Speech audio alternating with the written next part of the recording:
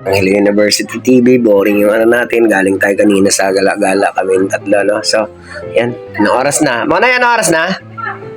5:16. Oh, magsaing ka na. 5:16 na. Ano pa? Dali na. Mamaya na yung cellphone. Saing muna para meron tayong kakainin mamaya. At, syempre, ako magluluto ng ulam. Dalawa lang ang saingin mo. Ba, wala nang bigas. Ako pa ba? Ikaw pa ba nakukuwasan yung sweldo mo? Ha? Wala nang bigas? Patingin. Agoy. Kaluoy, wala na puntang bigas. Siyempre, nagsabay-sabay kasi, no? Yung ilaw na naman natin, yung wifi, yung tubig. Sila pa talaga sinisino. Siyempre, yun naman talaga sisihin ko, yung mga bayarin. Tapos, nagsabay pa yung kanilang, ano binayaran ko sa school? Christmas party, pagkain sa Christmas party. Ayun. So, okay lang yan, anak.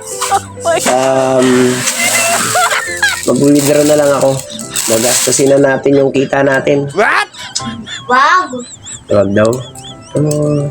Magbawas na tayo sa bangko para Wag. Pang-pizza pa natin yun. sa pang school yun eh. Tama na na. Dalawa lang. Pwede tayo bumili pizza. Okay. Bili tayo bukas. Sige. Ang school kasi nila yun. So, syempre, yung kita namin sa YouTube, meron kasing pumapasok sa bangko ko. Ilan na yung ano? Hindi ko naman magalaw-galaw kasi nga separate yun para doon sa school nila, no? So, kung ano man yung sipag ko sa pag-YouTube, talagang nakalaan yun para sa mga anak ko. Hindi para sa akin. Para sa kanila yun. Sa future nila kasi matagal pang labanan yung aking paglalaban dito sa mga anak ko na ako lang mag-isa.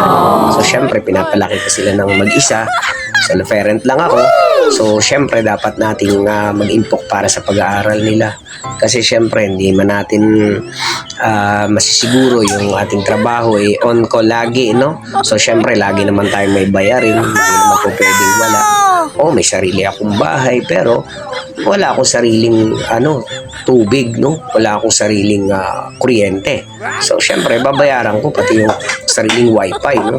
So, syempre, may pinagagawa ko pala akong TV. So, 2,000 rin yung gastos. So, talagang gipit ang Angelo University TV. So, syempre, kailangan kong magtrabaho.